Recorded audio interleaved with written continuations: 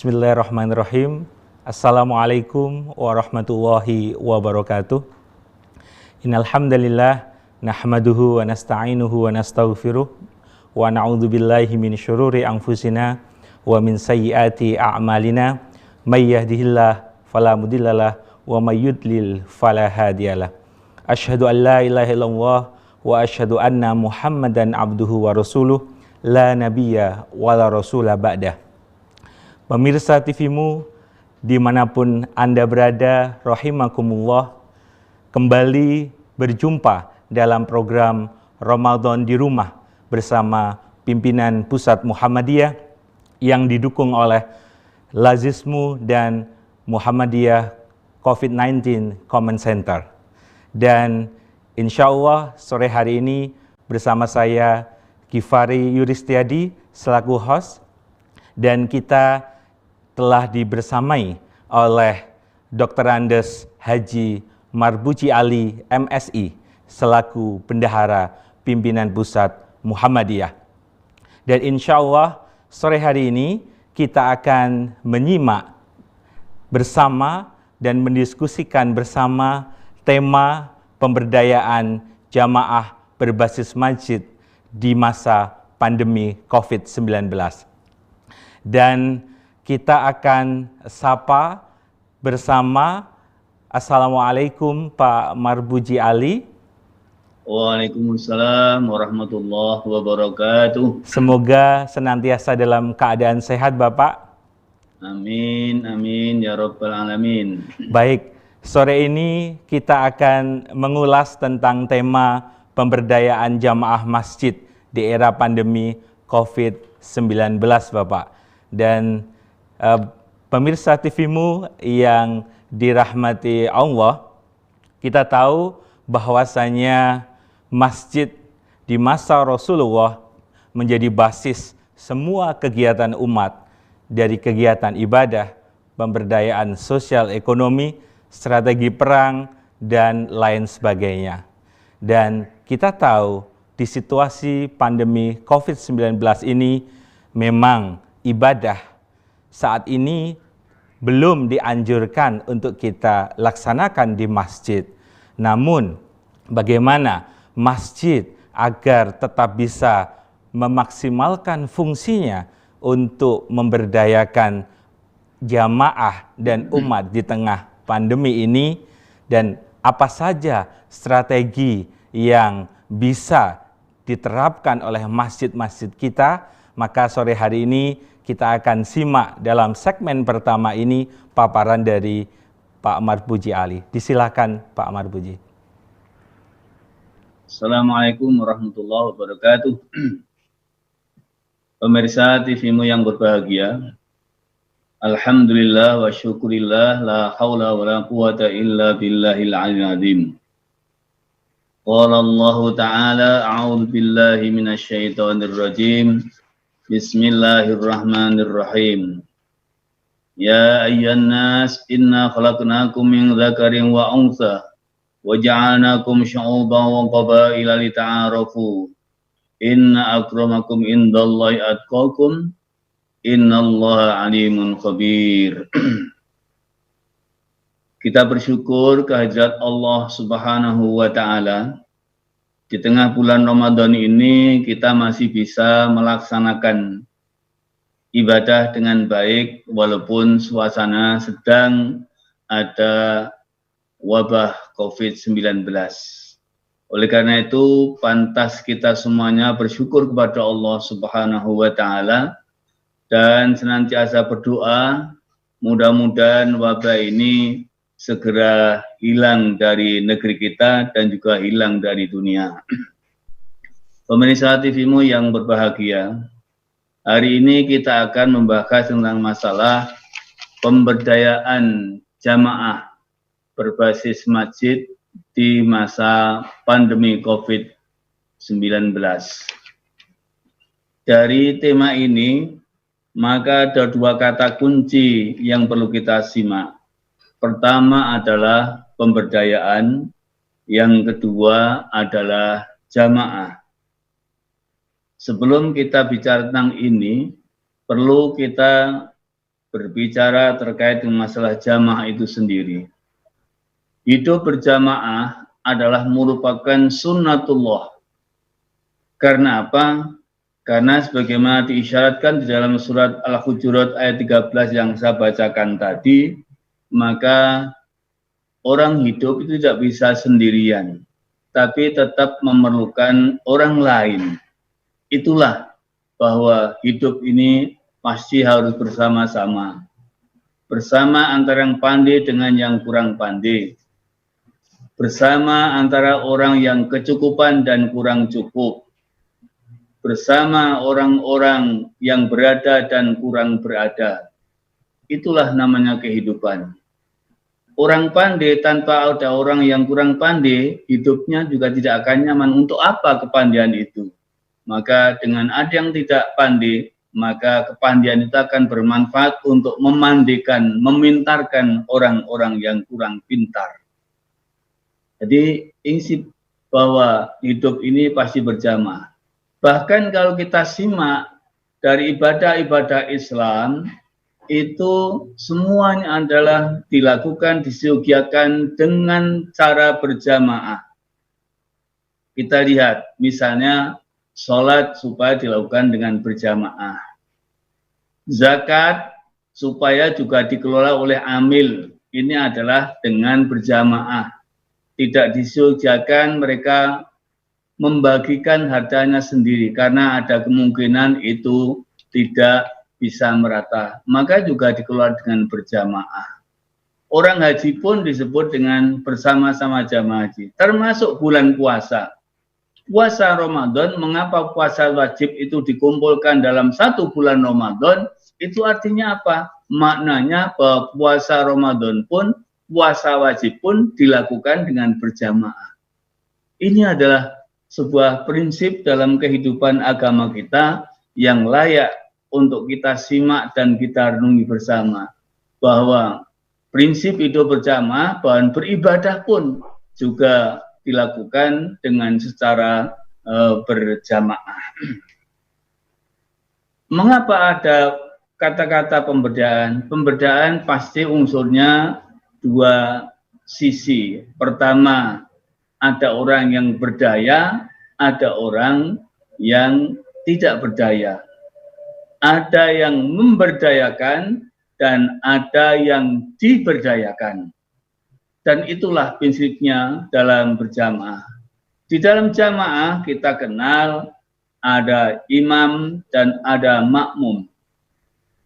Imam senantiasa akan memberikan penjelasan-penjelasan, tuntunan-tuntunan kepada para makmum dalam rangka untuk melaksanakan ibadahnya. Imam di dalam masjid pengertiannya bukan sekedar imam sholat, tapi adalah pengertiannya adalah takmir masjid, pengurus masjid yang mengelola masjid. Karena imam rawatib hanyalah bagian dari kegiatan berjamaah itu sendiri. Maka Rasulullah Muhammad SAW pun juga memberikan isyarat dalam sholat itu, sholatul jama'ati tafdulu min sholatil fardhi bisab'in wa ishina darajah. Bahwa melaksanakan ibadah sholat berjamaah itu lebih utama dibandingkan sholat sendirian, bahkan keutamanya itu berlipat sampai 27 kali. Sebagai warga Muhammadiyah, memaknai kelipatan pahala ini jangan diartikan secara matematis. Setiap jamaah menghitung berapa ganjarannya, 1 minggu berapa, 1 tahun berapa, bukan itu. Tetapi manfaat daripada sholat berjamaah itu, substansinya adalah sholatnya menjadi khusyuk. Kalau orang khusyuk, maka bisa tanha anil faksya wal munkar. Dengan demikian, kehidupan orang yang jamaahnya itu rajin, jamaahnya itu adalah lahir batin, dia akan membawa kemaslahatan dalam kehidupan. Karena dia jauh dari perbuatan faksya, dari perbuatan mungkar. Artinya apa? Orang yang rajin berjamaah harus menghayati makna jamaah itu, dia harus benar-benar tampil sebagai orang yang soleh, orang yang solihah. itu dalam rangka untuk melaksanakan jamaah. Oleh karena itu, dalam hidup berjamaah, katakanlah dalam sebuah masjid, tadi saya katakan bahwa imam tidak hanya kita batasi sebagai imam dalam sholat rawatib, walaupun Nabi senantiasa pada saat selesai sholat itu menghadap kepada para jamaah dalam rangka untuk memperhatikan siapa anggota jamaah yang datang. Kalau tidak datang apa karena ada udzur apa, itulah isyarat bahwa kehidupan berjamaah itu pimpinan atau takmir masjid harus senantiasa memperhatikan anggota jamaahnya. Tadi saya katakan bahwa dalam kehidupan berjamaah dan kaitan dengan pemberdayaan itu ada yang memberdayakan, ada yang diberdayakan. Dalam sebuah komunitas pasti tidak semuanya adalah orang-orang yang cukup, orang-orang yang kaya. Pasti di situ akan bercampur antara orang yang cukup dan orang yang tidak cukup.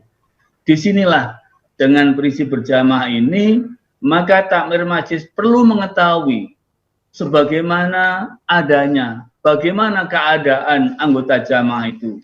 Apakah mereka itu perlu mendapatkan pertolongan, kalau mereka sedang sakit, apa perlu juga tentang bantuan-bantuan kalau dia sakit, apa lebih-lebih dalam suasana ada pandemi COVID-19 ini, di mana banyak sekali anggota jamaah kita di masing-masing masjid yang biasanya bisa bekerja, sekarang ini sudah tidak bisa bekerja karena ada kebijakan lockdown dalam rangka untuk menjaga jangan sampai penularan COVID-19 ini bisa merajalela. Pasti ini membawa dampak dalam kehidupan masyarakat kita, terutama bagi mereka yang kaum du'afa. Kehilangan pekerjaan, kehilangan penghasilan, dan lain sebagainya.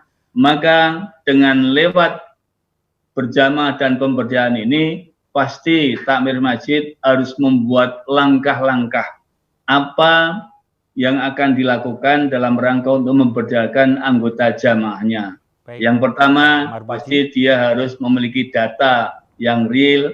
Kemudian yang kedua, langkah-langkah apa? Bagi mereka yang cukup, bagaimana memberikan bantuan kepada yang tidak cukup itu, sehingga jamaah kita tetap menjadi hidup dengan berdampingan dengan baik dan bisa berdaya, bisa melaksanakan ibadah dengan tenang. Baik, itu Pak saya Marbuji, kira itu pengantar kami. Terima kasih. Terima kasih Pak Marbuji. Nanti di segmen kedua kita akan perdalam penjelasan Pak Marbuji tentang strategi pemberdayaan jamaah masjid di tengah pandemi COVID-19. Baik pemirsa, kita akan kembali setelah jeda berikut ini.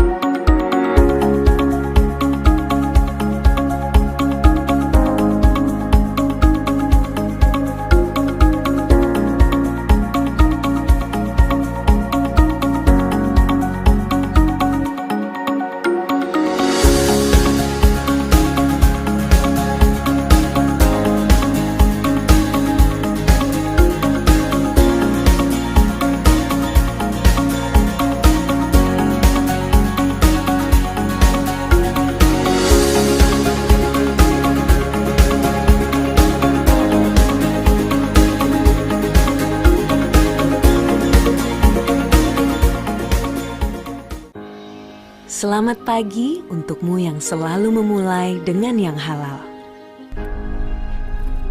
Memulai yang pertama dengan semangat. Memulai menyebarkan inspirasi. Kecantikan sejati dimulai dari inovasi tanpa henti. Kebaikan dimulai dari yang halal. Wardah halal dari awal.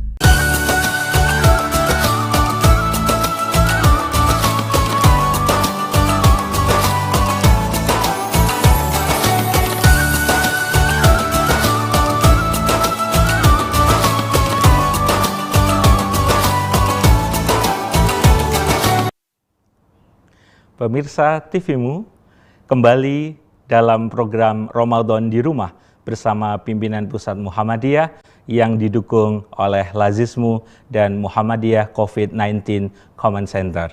Dan di segmen yang kedua ini, saya mengingatkan agar jamaah sekalian, pemirsa TVMu bisa berdonasi melalui Lazismu dan dengan nomor rekening yang tertera di layar kaca. Dan juga kami mengundang telepon dan juga WhatsApp interaktif melalui nomor 0852 2507 9119. Dan kembali lagi kita akan berbincang dengan Dr. Andes Haji Marpuji Ali, MSI, Bendahara Pimpinan Pusat Muhammadiyah. Pak Marpuji melanjutkan paparan Pak Marpuji di segmen pertama tadi terkait strategi pemberdayaan jamaah berbasis masjid. Tadi Pak Marpuji menyampaikan tentang pentingnya mendata atau pentingnya masjid memiliki data jamaah. Bagaimana kiatnya terkait hal itu, Pak Marpuji? Oke. Pemirsa TVMu yang dimuliakan Allah. Mestinya pendataan tentang masalah anggota jamaah dalam sebuah masjid ini harusnya sudah merupakan sesuatu yang melekat kepada tanggung jawab takmir masjid yang ada. Dan mestinya tidak hanya pada saat terjadi pandemi COVID-19 ini. Maka bagi jamaah Masjid Muhammadiyah yang belum memiliki data tentang masalah anggota jamaahnya, barangkali masa sekarang ini bisa digunakan untuk pembenahan tentang masalah data anggota jamaah masjid itu.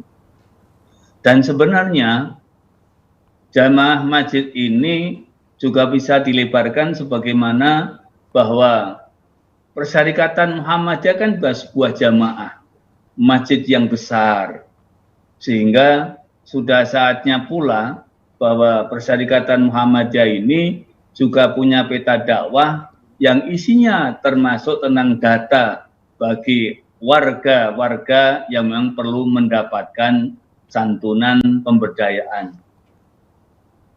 Pemirsa TVMu yang berbahagia, oleh karena itu, kewajiban daripada takmir masjid, kalau Rasulullah tadi mengisyaratkan bahwa pada saat selesai sholat jamaah itu, kemudian dia memperhatikan para jamaahnya, itu artinya apa?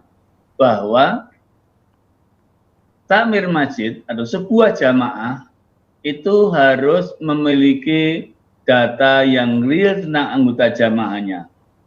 Siapa, kemudian pekerjaannya apa, kemudian kalau dia juga tentang masalah dia apakah sebagai guru, sebagai dosen, sebagai pengusaha, apa sebagai buruh, sehingga dengan memiliki data yang semacam itu, maka sebuah jamaah akan bisa memiliki sebuah database di mana, oh kalau begitu, bahwa dalam jamaah di sini itu ada sekian jumlahnya yang harus mendapatkan pemberdayaan.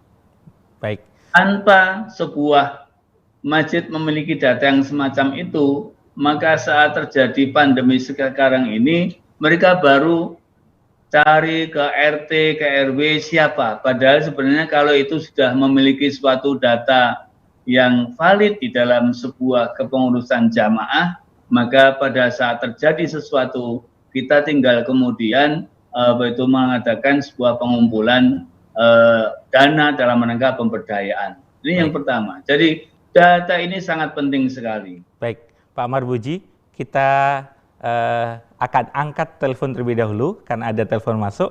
Assalamualaikum. Assalamualaikum.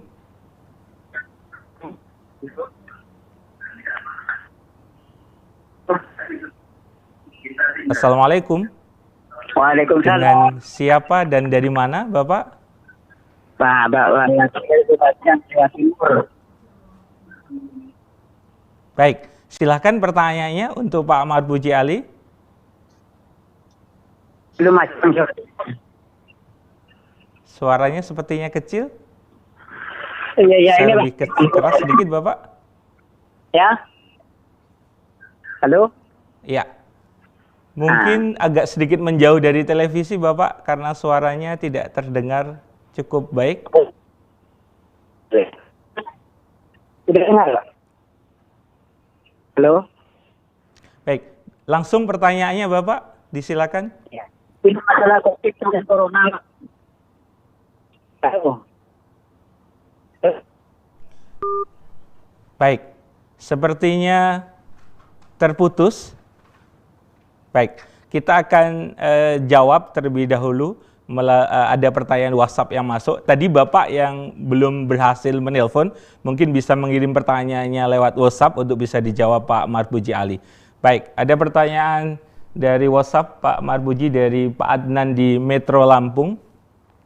Ustadz, apakah ada upaya analisis dari PP Muhammadiyah prioritas kebutuhan internal umat untuk wujud solidaritas baik logistik, kesehatan, dan lain-lain dengan hipotesa terburuk rentang waktu pandemi COVID-19 yang panjang dalam sudut pandang sumbangsih finansial, andil pimpinan pusat, dan kader Muhammadiyah yang akan diinvestasikan membantu meringankan umat. Ini pertanyaan dari Pak Adnan di Lampung, Pak Marbuji. Terima kasih Pak Adnan. Pada hari Rabu kemarin, kebetulan pimpinan pusat menyelenggarakan rapat pleno dengan menyertakan majelis PKU, majelis, kemudian dengan majelis Dikdasmen, dengan majelis Dikti, di mana di dalam rapat itu juga memperbincangkan tentang masalah bagaimana pemberdayaan umat ini.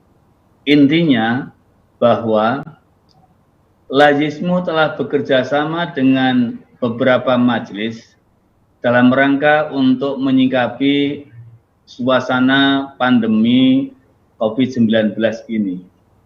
Di mana memang disitulah yang tadi saya katakan bahwa kelemahan kita harus kita akui, kita sebagai gerakan dakwah yang sudah cukup lama dan sejak sebelum kemerdekaan, tetapi ternyata kalau kita berbicara masalah data ini memang belum kita miliki secara sempurna.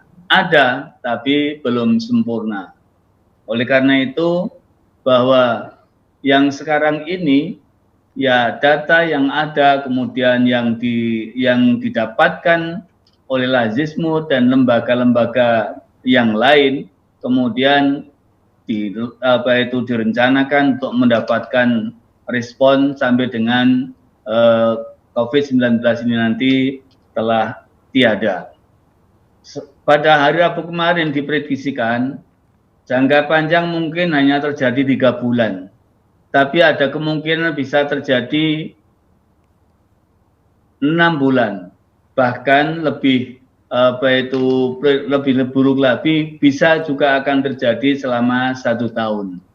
Maka pemberdayaan ini sehingga fokusnya tidak hanya pemberdayaan yang sifatnya kaitannya dengan masalah kesehatan pandemi COVID, tetapi juga tentang masalah kemungkinan warga Muhammadiyah dan sekitarnya, mereka yang kesulitan untuk mendapatkan makan untuk hidup sehari-hari. Sekarang ini Lajismu sebagaimana tadi disampaikan sedang mencoba untuk memobilisasi dana untuk kepentingan itu, dan mudah-mudahan respon masyarakat, khususnya warga Muhammadiyah, dalam rangka mendukung kegiatan lazisme ini nanti, dan juga majlis-majlis yang lain itu juga mendapatkan dukungan yang maksimal. Tetapi dalam pleno kemarin juga diingatkan, jangan sampai kita senantiasa bekerja keluar, tapi ternyata yang ada di dalam kita sendiri juga ada kesulitan, bahkan kita tidak ketahui. Mengapa? TK Aisyah itu berapa jumlahnya? SD, SMP, dan juga mungkin rumah sakit yang sekarang ini mungkin sudah tidak bisa menggaji lagi kepada para gurunya, para perawatnya, bagi klinik-klinik yang ada di berbagai daerah yang masih kecil itu. Maka kemarin catatannya, di samping kegiatan pemberdayaan ini dilakukan keluar, maka tidak boleh melupakan pemberdayaan yang ada di internal Muhammadiyah sendiri. Jangan sampai guru Muhammadiyah karena tidak mendapatkan gaji dari sekolah, kemudian mereka ada kesulitan. Itulah yang sejak awal saya sendiri sudah koordinasi dengan Ketua Lazismu supaya ada perkiraan-perkiraan yang terkait dengan masalah mengatasi pandemi ini, khususnya dalam rangka pemberdayaan di internal Persyarikatan Muhammadiyah. Ini bukan berarti kok mementingkan di sini, tidak. Memang ayatnya kan begitu. Pertama harus perhatian kepada keluarga dekat, kemudian tetangga dekat, baru tetangga jauh.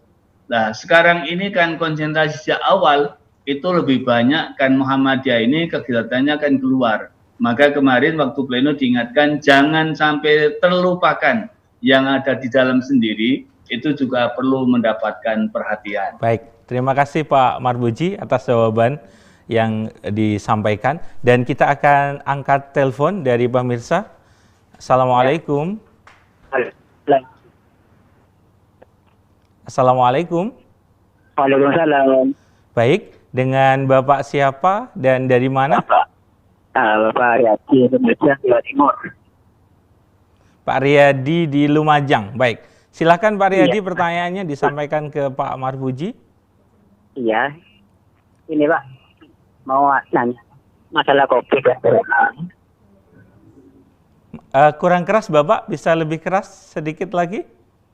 Iya, masalah COVID corona ini Pak.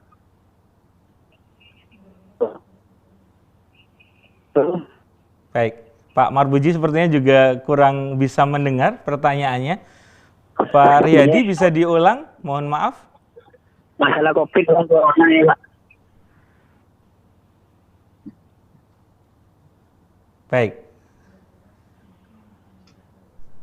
Baik, Pak Riyadi, mohon maaf, bisa ditulis barangkali lewat WhatsApp untuk bisa dibacakan ke Pak Marbuji. Mohon maaf karena sepertinya terputus. Baik, pemirsa TV-mu yang dirahmati Allah, kita jeda sejenak untuk iklan berikut ini.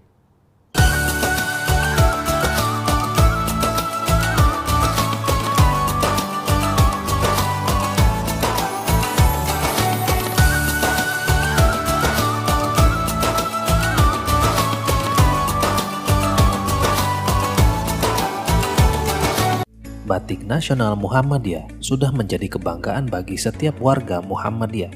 Bahkan, pimpinan pusat Muhammadiyah secara resmi menggunakan batik nasional untuk pertemuan nasional maupun internasional. Dua kader Muhammadiyah, Iqbal dan Sarah, peraih medali emas di kejuaraan pencaksilat Asian Games, menjadi bagian ikon brand ambasador batik nasional Muhammadiyah. Kami bangga berbatik nasional Muhammadiyah. Untuk pemesanan lebih lanjut, hubungi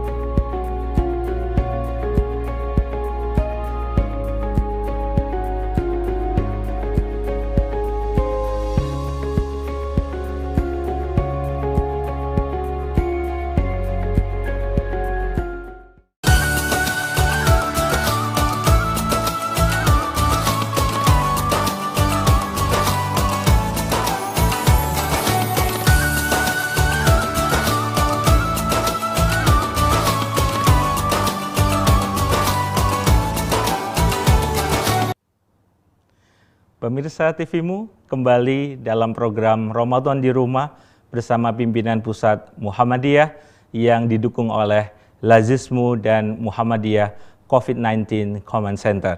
Dan kita masih bersama Dr. Andes Haji Marbuji Ali MSI, Bendahara Pimpinan Pusat Muhammadiyah.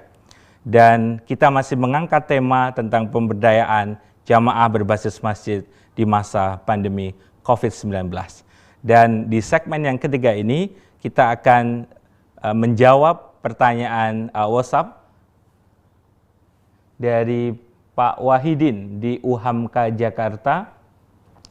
Bagaimana masjid dijadikan sarana untuk belajar tambahan bagi mata pelajaran di sekolah, misalnya bimbingan belajar matematika, halaman masjid untuk latihan tapak suci, atau pelatihan memanah. Mohon pencerahannya, Ustadz. Terima kasih pemirsa TV-mu yang berbahagia. Fungsi masjid kan tidak hanya sekedar sholat jamaah dan tidak hanya menangani masalah-masalah kalau terjadi wabah. Sebenarnya fungsi masjid bisa lebih luas, ada pendidikan, kemudian ada pemberdayaan dan lain sebagainya, sebagaimana pada zaman Nabi dilakukan. Oleh karena itu, keterampilan-keterampilan yang diperlukan dalam kehidupan ini memang perlu juga dikelola dan dimanage lewat masjid. Apakah tadi yang dikatakan memanah, kemudian pelajaran matematika dan lain sebagainya. Pasti masjid-masjid harus piawai tentang apa yang harus ia sediakan sesuai dengan kebutuhan lingkungannya. Kalau memang lingkungannya membutuhkan matematika, ya dilayanilah itu. Kalau lingkungannya membutuhkan kesehatan, pasti juga akan ada pelayanan kesehatan. Kalau kemudian tadi ada pemberdayaan tentang olahraga, juga olahraga. Saya kira itu adalah merupakan salah satu dari fungsi masjid yang tidak hanya sekedar pada waktu terjadi wabah atau pandemi ini, tapi juga pada umumnya harusnya bisa dilaksanakan semacam itu. Baik, terima kasih Pak Marbuji. Jadi penting bagaimana masjid menyesuaikan kebutuhan dari jamaahnya, begitu kira-kira nggih Pak Marbuji. Sehingga apapun yang dibutuhkan jamaahnya, masjid bisa menghadirkan pelayanan untuk umat. Baik, kembali kita akan menjawab pertanyaan WhatsApp Pak Marbuji dari Pak Iqbal di Yogyakarta. Apakah Muhammadiyah punya standar baku dalam pengelolaan masjid, mulai dari struktur, takmir, program kerja, dan lain sebagainya? Disilakan Pak Marbuji. Terima kasih Pak Iqbal. Majelis Tabligh dan juga lembaga pengembangan cabang dan ranting, insya Allah sudah memiliki satu tuntunan terkait dengan masalah pengelolaan masjid ini. Pasti namanya tuntunan itu kadang-kadang ada yang kurang sempurna. Di samping itu kadang-kadang sosialisasinya itu tidak bisa merata. Sehingga ada Masjid Muhammadiyah yang juga belum pernah mendapatkan tuntunan baik yang dari LPJR maupun dari Masjid Tabligh itu. Oleh karena itu, saya kira peringatan dari Pak Iqbal ini, sosialisasi tentang masalah tuntunan pengelolaan masjid di Muhammadiyah itu perlu disosialisasikan lebih maju lagi, agar tidak hanya pada saat-saat sekarang ini seolah-olah kita ini baru butuh, tapi sebenarnya itu juga terkait untuk kepentingan sepanjang waktu dalam rangka untuk memfungsikan masjid sebagai tempat untuk pembinaan umat, tempat sebagai pemberdayaan umat, dan lain sebagainya. Terima kasih, itu Pak Iqbal. Nanti kami akan komunikasikan dengan LPJR dan juga Majelis Tabligh agar tuntunan yang sudah ada, panduan yang sudah ada itu bisa disosialisasikan secara lebih luas. Baik, terima kasih Pak Marbuji. Saya kira pimpinan pusat Muhammadiyah juga punya website Muhammadiyah or ID yang di situ ada bagian berisi dengan pedoman ataupun tuntunan dengan berbagai macam jenis yang saya kira juga bisa ditambahkan termasuk dengan pedoman takmir masjid ini, begitu nggih Pak Marbuji? Baik, terima kasih dan kita jawab sekali lagi pertanyaan WhatsApp dari pemirsa Pak Marbuji dari Pak Darmadi di Sukoharjo. Mohon berkenan menjelaskan kiat-kiat dakwah jamaah yang dinamis dan yang tetap menjaga kemurnian Islam yang bersumber pada Quran dan Sunnah. Disilakan Pak Marbuji. Terima kasih. Muhammadiyah kan terkenal sebagai sebuah organisasi dengan prinsip kembali kepada Al-Quran dan Sunnah. Tapi juga perlu diketahui bahwa masyarakat sebagai sasaran dakwah kita itu adalah macam-macam. Oleh karena itu, kita harus mengikuti kepada strategi bagaimana Rasulullah Muhammad SAW pada waktu itu berdakwah. Dakwah Nabi itu pertama kali kan dilakukan dengan sembunyi-sembunyi, baru kemudian terang-terangan. Dimulai dari secara bertahap, akhirnya kemudian menjadi sempurna. Maka dalam kita melaksanakan prinsip dakwah Islam sesuai dengan Al-Quran dan Sunnah, kami harapkan strateginya adalah secara bertahap. Bagi mereka yang memang belum bisa baca Al-Quran, ya bagaimana kita pelajari baca Al-Quran. Bagi mereka yang belum sholat, kita pelajari sholat. Bagi mereka yang kebetulan cara sholatnya itu masih belum sesuai dengan Al-Quran dan Sunnah, maka kewajiban kita untuk membimbing, mengarahkan mereka kepada sesuai dengan Al-Quran dan Sunnah. Jangan sampai kita ini mau membenarkan supaya sesuai dengan Al-Quran dan Sunnah, tapi kemudian kita sebutkan, kita bid'ah-bid'ahkan, dan kita sebutkan macam-macam, itu saya kira tidak layak. Dakwah itu adalah membimbing, menuntun, mengajak ke arah kehidupan yang lebih benar. Jadi Muhammadiyah sudah punya putusan-putusan tarjih yang semuanya rujukannya adalah Al-Quran dan Sunnah. Tapi sekali lagi dalam rangka itu maka perlu strateginya adalah secara bertahap. Maka kewajiban pimpinan Muhammadiyah di berbagai tingkat bagaimana mensosialisasikan rumusan-rumusan pedoman yang ada di dalam Muhammadiyah itu agar mereka bisa memahami bahwa Muhammadiyah panduannya adalah Al-Quran dan Sunnah. Dan kalau mereka kebetulan sebelumnya sudah mendapatkan tuntunan yang lain, yang penting jangan kita menyalah-nyalahkan. Tetapi kita berikan petunjuk, kita dekati, insya Allah nanti lama-kelamaan mereka akan bisa menerima. Baik. Jangan sampai kita kemudian malah mencela mereka dan akhirnya mereka jauh dari Muhammadiyah. Baik, terima kasih Pak Marbuji. Jadi kuncinya adalah bagaimana dakwah secara bertahap dan senantiasa menggembirakan.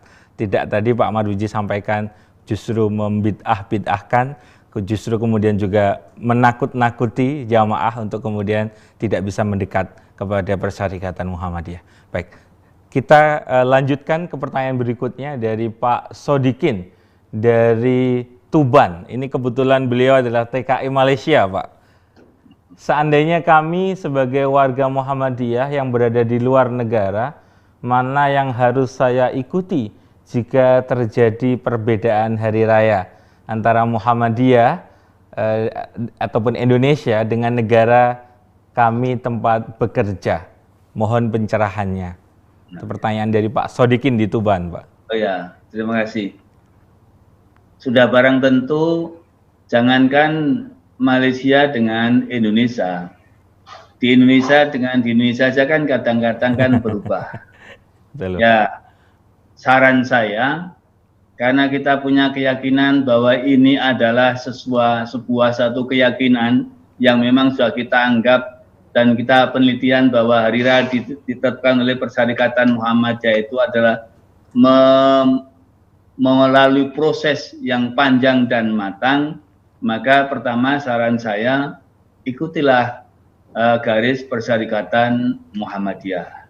Bagaimana kalau negara di tempat sekarang di Malaysia penetapannya berbeda, maka perlunya lah inilah ada komunikasi, ada pendekatan, ada silaturahim dengan pejabat-pejabat yang ada di Malaysia itu. Misalnya memberitahukan bahwa kami seperti ini, prinsipnya ini, kemudian prinsip-prinsip bagaimana Tarjih Muhammadiyah dalam memutuskan itu juga kita sampaikan. Kemudian kita mohon izin, kami akan melakukan sesuatu sesuai dengan prinsip yang ada di organisasi kami. Dan kalau diizinkan, alhamdulillah. Dan manakala tidak diizinkan, jangan kita di negeri orang kemudian membangkang seolah-olah di negeri sendiri. Lebih baik kalau sudah semacam itu, sudah ada jalan yang ditempuh dalam rangka untuk mendapatkan izin. Karena kita tinggal di tempat orang lain dan tidak diizinkan, maka sebaiknya ikutilah supaya warga Muhammadiyah yang berada di luar Indonesia ini juga mendapatkan perlindungan dari pemerintah setempat. Sebab tidak elok andai kata kemudian kita sampai mendapatkan perlakuan-perlakuan yang tidak layak dari pemerintah setempat. Saya kira itu saran saya. Terima kasih Pak Marbuji. Jadi kuncinya tahap awal adalah mengkomunikasikan terlebih dahulu kepada otoritas tempat, begitu ya Pak. Dan kita sampaikan argumen, dan jika memang tidak diizinkan, ya kita tentu ikuti apa yang diberlakukan di negara tersebut, lebih khusus dalam hal ini Malaysia.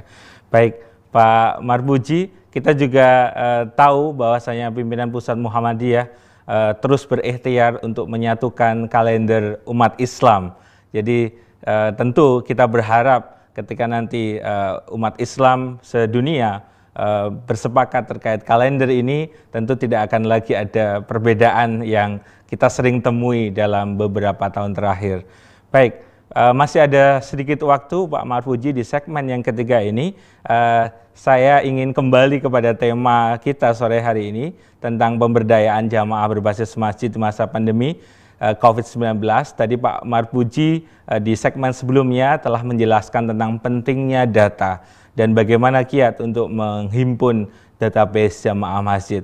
Bagaimana kira-kira peluangnya Pak Marbuji jika secara spesifik pimpinan Pusat Muhammadiyah menginisiasi pendataan jamaah masjid misalnya berbasis website Muhammadiyah ID misalnya, dan ini bisa digerakkan se-Indonesia untuk memperbaiki data tersebut. Seperti apa peluangnya Pak Marbuji? Saya kira itu sangat memungkinkan sekali, karena saat sekarang ini IT sudah dikenal sampai ke lapisan bawah, sehingga komunikasi-komunikasi dalam rangka untuk pendataan itu lebih cepat dibandingkan dulu. Dulu harus datang, harus kirim surat, kalau sekarang kan pakai WA pun kemudian bisa sampai kemana-mana, dan kalau itu kesadaran ini bisa kita tumbuhkan, insya Allah data itu lama-kelamaan akan terkumpul. Baik.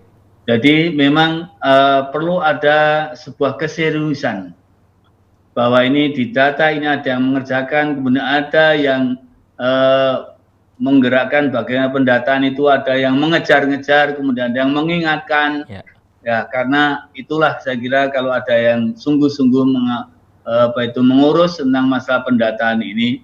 Pendataan itu tidak hanya pendataan bagi jamaah yang katakanlah yang miskin, termasuk juga pendataan para agniya itu juga penting. Sehingga pada saat kita membutuhkan sesuatu, maka tidak kemudian cari-cari lagi, tapi langsung ada kontak-kontak agniya mana yang kira-kira biasanya itu peduli terhadap para kaum duafa. Dan mereka kalau jelas datanya ada, maka komunikasi kita juga sasaran lebih cepat daripada mencari-cari. Saya kira itu sangat mungkin sekali. Baik, berarti sangat mungkin untuk kita melakukan sensus jamaah Masjid Muhammadiyah 2020 begitu Pak Modis. Insyaallah, ya. Baik, kita break untuk segmen ketiga ini dan kita akan kembali setelah jeda berikut ini.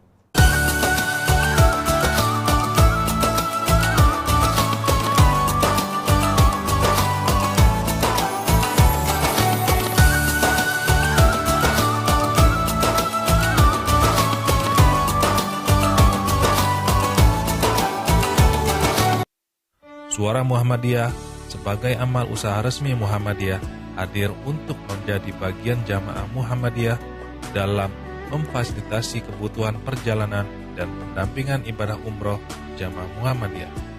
SM Tour and Travel hadir dengan 2 program utama, program umroh dan haji khusus, program perjalanan untuk domestik dan internasional.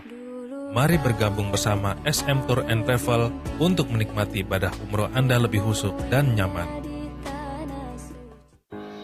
Selamat pagi untukmu yang selalu memulai dengan yang halal. Memulai yang pertama dengan semangat.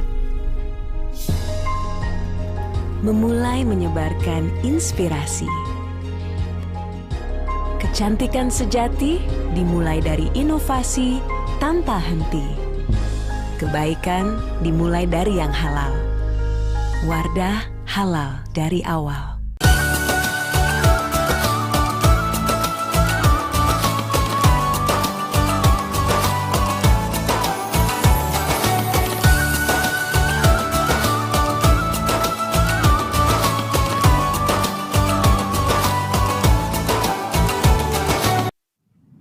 Pemirsa TV-mu, masih dalam program Ramadan di Rumah bersama pimpinan Pusat Muhammadiyah yang didukung oleh Lazismu dan Muhammadiyah COVID-19 Command Center.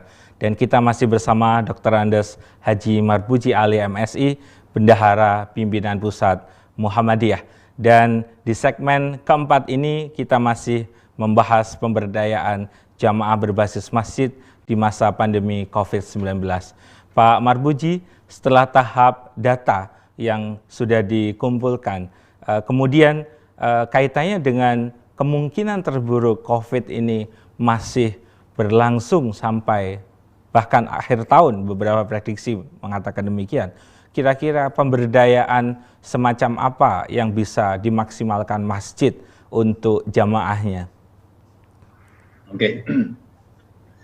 Pemirsa TV-mu yang berbahagia, memang sebaiknya yang namanya pemberdayaan, gerakan pemberdayaan itu tidak hanya pada saat terjadi musibah, tapi bahkan bagaimana ini merupakan sebuah kegiatan yang rutin yang terus-menerus dilakukan. Sebagaimana prinsip Muhammadiyah adalah gerakan Al-Ma'un. Sebenarnya prinsip itu sudah bisa kita jadikan sebagai modal utama dalam rangka untuk mengantisipasi kalau terjadi wabah di masa di waktu kapan saja. Maka sekarang ini alhamdulillah Lazismu kan juga sudah mengembangkan adanya lumbung pangan bersama dengan MPM dan lain sebagainya. Ini adalah bentuk antisipasi bagaimana supaya pemberdayaan itu tidak hanya semarak pada saat terjadi wabah. Juga termasuk dalam rangka penggalangan dana untuk kepentingan umat. Itu sebaiknya memang merupakan penggalangan dana yang terus-menerus dihimpun. Sehingga pada waktu terjadi ada wabah, bukan baru mengumpulkan, kemudian didistribusikan. Tapi memang kumpulan ini terus-menerus ada, sehingga dana untuk cadangan kalau terjadi adalah masalah-masalah pandemi dan sebagainya itu kita tidak repot. Muncul terus-menerus dan pada saat pandemi mungkin semaraknya lebih kuat, tetapi bahwa pada saat terjadi pandemi itu harus kemudian bisa mendistribusikan. Sebagaimana kita ketahui pada saat saya komunikasi dengan Ketua Lazismu, kan terpaksa Lazismu bahasanya menalangi lebih dulu untuk kegiatan ini. Karena apa? Dana yang dihimpun belum masuk. Nah, mestinya pola semacamnya akan kita rubah. Menghimpun dana itu adalah sebanyak-banyak terus-menerus, dan pada saat terjadi sesuatu, maka kita sudah punya cadangan untuk kepentingan itu. Tadi ada lumbung pangan pelajismu. Dan masyarakat kita kan juga dulu terkenal di kampung-kampung itu ada lumbung pangan. Dan kita ingat kalau kita melihat sejarah Nabi Yusuf alaihissalam, kalau kita baca di dalam surat Yusuf ayat 45-48, itu kan nggak ada isyarat bahwa kehidupan ini tidak mulus-mulus, tidak ada kadang-kadang naik dan turunnya. Tidak lancar-lancar, kadang-kadang ada tidak lancar. Maka kalau prinsip sebagaimana mengelola perekonomian yang dicontohkan Nabi Yusuf itu kan, pada saat 7 tahun panenan itu jangan dihabiskan semuanya, tapi kemudian ada yang disimpan. Nah, simpanan inilah yang kami maksud adalah ada lumbung dana dalam rangka untuk menghadapi kalau terjadi masalah-masalah yang semacam itu. Insya Allah, kalau semangat ini nanti setelah pandemi COVID-19 ini bisa kemudian kita berdayakan, maka Lajismu dalam rangka untuk mengelola atau menghimpun dana-dana untuk umat ini bagaimana terus-menerus sehingga pada saat terjadi wabah itu tidak baru mencari, baru mengumpulkan, baru menggerakkan, tapi memang sudah ada. Bahwa terjadi pandemi ada pengumpulan yang marak, itu adalah sudah selayaknya. Tapi sudah ada persiapan cadangan-cadangan di suatu saat kalau terjadi sesuatu. Maka mestinya semangat semacam ini tidak hanya di dalam persyarikatan, tapi dalam keluarga pun juga semacam itu. Seorang keluarga itu kalau sampai tidak ada simpanan dalam rangka untuk kalau terjadi sesuatu, kadang-kadang anaknya masuk angin, anaknya batuk, mau beli konidin saja harus hutang. Ini kan sesuatu yang tidak layak. Maka sebaiknya semangat menabung, membuat lumbung keluarga, ini barangkali perlu kita gerakkan. Sehingga sekolah-sekolah Muhammadiyah itu bagaimana juga rumah sakit Muhammadiyah itu bagaimana dalam mengelola rumah sakit, mengelola sekolah, mengelola perguruan tinggi, itu juga ada sebuah dana cadangan atau lumbung dana. Jangan sampai sudah berjalan tapi semuanya selalu habis pakai setiap tahun, tapi pada saatnya terjadi ada musibah, maka dia harus hutang-hutang. Ini menjadi pelajaran yang berharga bagi kita. Maka saya mengharapkan pelajaran terbaik dari pandemi COVID ini bagaimana setiap lembaga Muhammadiyah di dalam keluarga Muhammadiyah itu memiliki lumbung-lumbung dalam tanda petik. Sehingga kalau terjadi sesuatu itu ada cadangannya. Termasuk tidak hanya yang kaya, yang miskin pun dibiasakan supaya kalau mendapatkan sesuatu ada tabungan. Kalau di desa-desa itu dulu waktu masih ada uang yang kerincing itu kan ada celengan gitulah. Maka sekarang bentuknya pasti juga lebih modern kan. Nah ini pentingnya harus kita manfaatkan ke depan bagaimana supaya ini ada tabungan-tabungan yang terus-menerus. Manakala terjadi, Muhammadiyah juga sudah siap untuk merespon tentang masalah ada wabah dan lain sebagainya. Baik, terima kasih Pak Marbuji. Jadi tadi Pak Marbuji mengingatkan tentang mungkin setelah pandemi ini berakhir ada sebuah new normal, normal baru yang kemudian bisa dilakukan oleh warga persyarikatan di level keluarga, bagaimana perlu mempertimbangkan mitigasi bencana dengan memiliki lumbung keluarga. Baik, dan kita ada di ujung acara kita Pak Marbuji. Di penghujung acara ini kami mohon closing statement dari Pak Marbuji dalam 1 menit. Terima kasih. Bahwa pemberdayaan jamaah berbasis masjid di masa pandemi ini kita jadikan hikmah. Bagaimana yang pertama kita bisa menata jamaah di masjid sebagai basis pembinaan umat itu benar-benar kita tertibkan dengan sebaik-baiknya. Sehingga pengelolaan masjid, pengelolaan jamaah tidak hanya sekedar sholat jamaah dan kumpul kemudian, tapi memang ada sebuah administrasi yang rapi tentang masalah keadaan jamaahnya seperti apa, yang yang kaya berapa, yang miskin berapa. Ini memang sangat penting sekali. Kemudian yang kedua, takmir masjid juga kita harapkan setiap ada dana infak yang masuk, itu sebaiknya juga ada pos yang terkait masalah dana cadangan, dana lumbung tadi. Sehingga suatu ketika jangan sampai pas infaknya kosong, apalagi sekarang ini banyak sekali masjid yang tidak ada Jumatan, sehingga takmir akhirnya kesulitan untuk memberikan insentif kepada marbot. Ini kan lucu sekali. Padahal kalau itu bisa diatur dengan baik, maka setiap bulan ada dana masuk, itu ada yang operasional dikeluarkan, tapi ada yang disimpan. Dan ini merupakan semangat baru yang harus kita gerakkan, tidak hanya di masjid, tapi juga di sekolah, di rumah sakit. Bagaimana ada dana simpanan, dana cadangan yang sewaktu-waktu ada masalah itu bisa digunakan untuk menyelesaikan. Kemudian yang terakhir, maka saya mengharapkan seluruh warga Muhammadiyah dan masyarakat, dukunglah gerakan Lajismu dalam rangka untuk pengumpulan dana umat ini. Karena apa? Karena manfaatnya sangat besar sekali.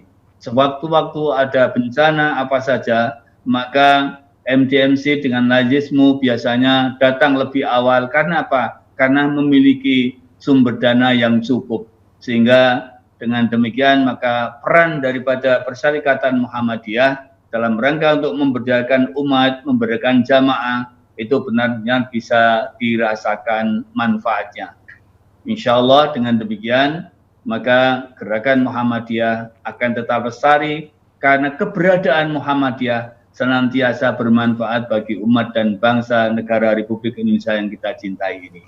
Baik, terima kasih Pak Marbuji Ali atas materi yang disampaikan.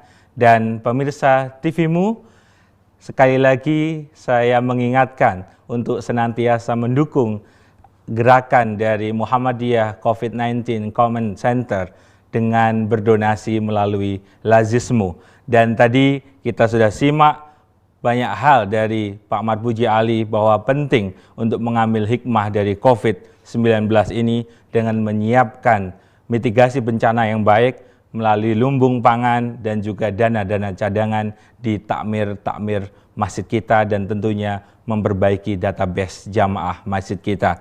Baik, pemirsa TVMU, demikian Ramadan di rumah bersama pimpinan pusat Muhammadiyah, dan saya Gifari Yuristiadi mewakili seluruh kerabat kerja yang bertugas sore hari ini undur diri. Nasrun minallah wa fathun qarib wa basyiril mu'minin. Assalamualaikum warahmatullahi wabarakatuh.